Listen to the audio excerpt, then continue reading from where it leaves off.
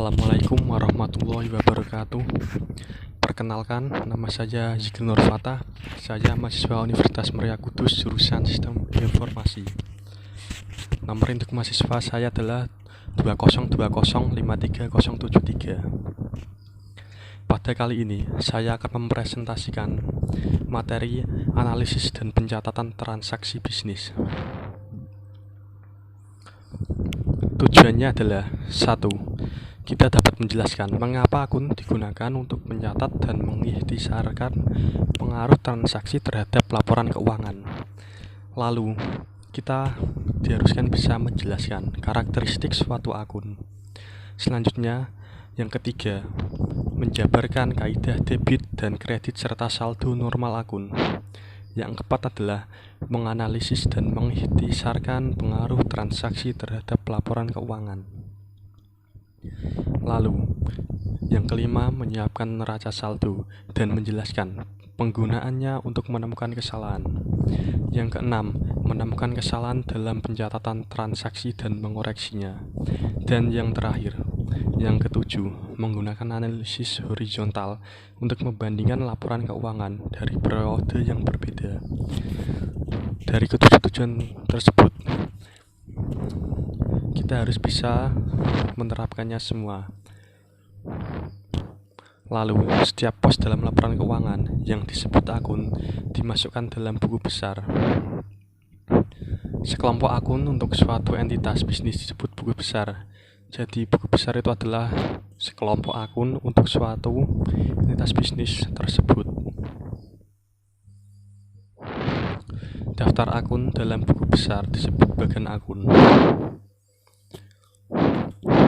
Kita memerlukan bagan untuk memulai suatu usaha. Bagan adalah daftar akun dalam buku besar. Lalu, kita harus mengerti klasifikasi utama dari akun. Yang pertama adalah aset. Aset adalah sumber daya yang dimiliki oleh perusahaan. Jadi, jika kita membuat perusahaan, kita harus memiliki aset-aset pendukung agar kedepannya perusahaan yang kita miliki bisa berjalan dengan baik dan benar. Aset-aset tersebut meliputi 1. Kas. Kas ini bisa berupa uang, berupa barang atau yang selainnya. Lalu perlengkapan. Perlengkapan biasanya berupa barang. Bangunan atau properti. Kita harus menyediakan bangunan atau properti untuk menunjang perusahaan kita ke depannya. Dan yang terakhir, piutang usaha. Selain aset, klasifikasi utama dari akun adalah kewajiban. Yang dimaksud dengan kewajiban adalah utang kepada pihak luar atau kreditor. Jadi, kita memiliki kewajiban untuk membayarkan utang kepada pihak kreditor. Kewajiban ini harus dibayarkan meliputi utang usaha, wesel bayar, dan utang gaji. Jadi, kedua klasifikasi tersebut satu sama lain saling berhubungan. Selanjutnya, klasifikasi utama dari akun yang selanjutnya adalah ekuitas pemilik. Ekuitas pemilik adalah hak pemilik atas aset perusahaan. Jadi, pemilik yang memiliki aset perusahaan disebut ekuitas pemilik. Di sini kita bisa menyontohkan model Chris Clark. Lalu, dia melakukan penarikan. Jadi, ekuitas pemilik adalah hak pemilik atas aset perusahaan. Selanjutnya, pendapatan. Pendapatan adalah kenaikan ekuitas pemilik sebagai hasil dari menjual jasa atau sebuah produk. Jadi, kedepannya kita harus bisa membuat pendapatan selalu meningkat dari yang sebelumnya, agar keberlangsungan perusahaan kita bisa berjalan lama ke depannya. Pendapatan itu bisa didapat dari pendapatan jasa dan pendapatan komisi. Lalu beban. Beban adalah penggunaan aset atau jasa untuk menghasilkan pendapatan. Beban ada dibagi menjadi 3, yaitu beban sewa, beban gaji, dan beban utilitas. Untuk membantu belajar, suatu akun dapat digambarkan dalam bentuk huruf T.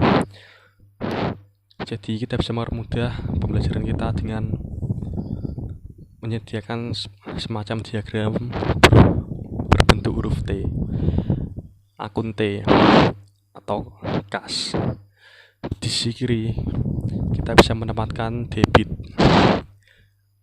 Jadi nanti debit akan ditaruh di sebelah kiri dan yang sebelah kanan adalah kredit. Di sini kita bisa mencontohkan kas. Kasnya bernilai sekian, debitnya bernilai sekian dan kreditnya bernilai sekian. Kita harus bisa menyeimbangkan akun T tersebut. Kita contohkan di sini. Pertama, kita harus menjumlahkan sisi debit. Di sini ada contoh debitnya adalah 3.750 ditambah 4.300 ditambah 2.900. Jadi total debit yang sekarang ada adalah 10.950. Kemudian setelah kita menjumlahkan sisi debit, kita melanjutkan untuk menjumlahkan sisi yang kredit. Di sini ada contoh dari kredit, yaitu 850 ditambah 1400 ditambah 700 lalu ditambahkan lagi dengan 2900 sehingga totalnya adalah 5850. Nah, 5850 tersebut adalah jumlah kredit. Lalu kita mengurangkan total kredit dari total debit untuk mendapatkan saldo akun. Jadi dalam hal ini kita harus bisa mengurangkan total debit, mengurangkan total kredit dari total debit untuk mendapatkan saldo akun. Kita contohkan di sini. Saldo debit adalah 10.950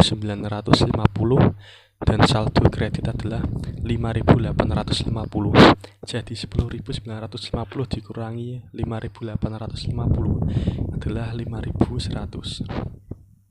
Selanjutnya, kita akan membahas transaksi dan akun neraca. Kita contohkan di sini.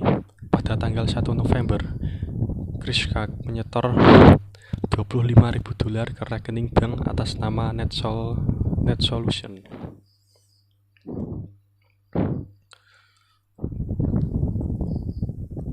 Nah, kita bisa melihat jurnalnya sebagai berikut. Kita bisa uraikan di sini tanggal November pada 2005. Kas debit adalah 25.000. Modal kris atau kredit adalah 25.000. Jadi di sini saling seimbang antara debit dan kredit. Lalu pada tanggal 1 November, Krishkak menyetor $25.000 ke rekening bank atas nama NetSolution. Dampak dari jurnal ini di buku besar adalah sebagai berikut. Kasnya adalah 25.000 dan modal 25.000. Jadi total kas dan modal adalah seimbang.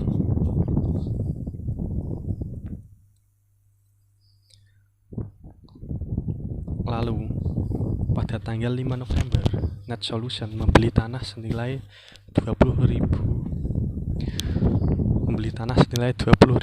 dolar secara tunai. Kita bisa melihat contoh tabel jurnalnya sebagai berikut. Pada tanggal 5 November, tanah ini sebagai debit yang senilai 25.000. Lalu kasnya 20.000 sebagai kredit.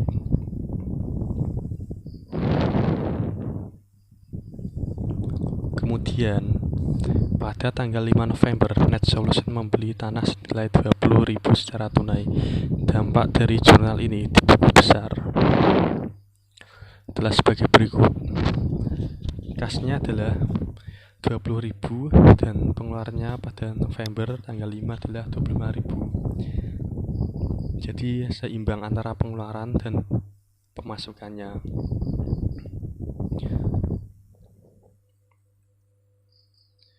Lalu contoh yang selanjutnya adalah pada tanggal 10 November, Net Solution membeli perlengkapan secara kredit senilai $1.350.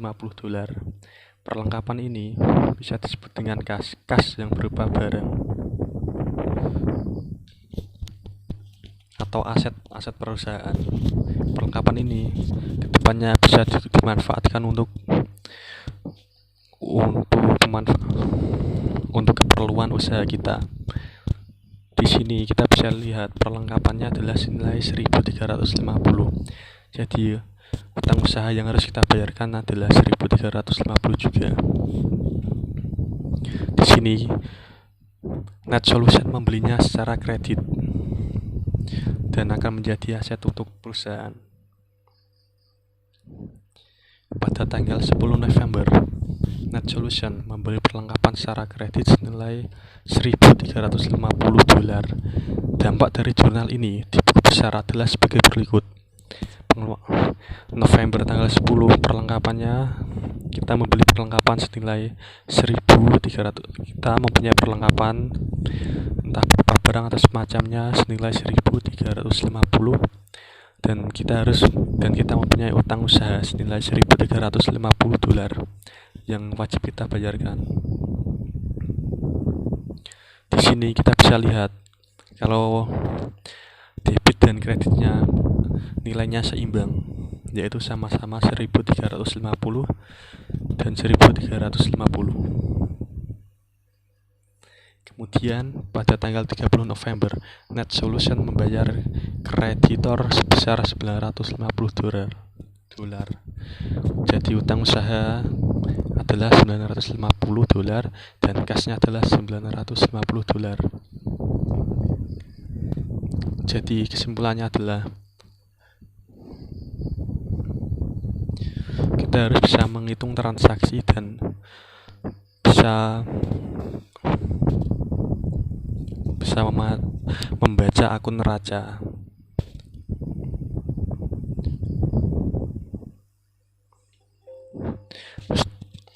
Setelah presentasi ini diharapkan kita bisa menjelaskan mengapa akun digunakan untuk mencatat dan mengikhtisarkan pengaruh transaksi terhadap laporan keuangan. Lalu kita bisa menjelaskan karakteristik suatu akun dan menjabarkan kaidah debit dan kredit serta saldo normal akun. Lalu kita bisa menganalisis dan mengikhtisarkan pengaruh transaksi terhadap laporan keuangan. Dan kemudian kita bisa menyiapkan neraca saldo dan menjelaskan penggunaannya untuk menemukan kesalahannya. Lalu kita bisa menemukan kesalahan dalam pencatatan transaksi dan mengoreksinya kembali. Dan yang terakhir adalah diharapkan kita bisa menggunakan analisis horizontal untuk membandingkan laporan keuangan dari periode yang berbeda.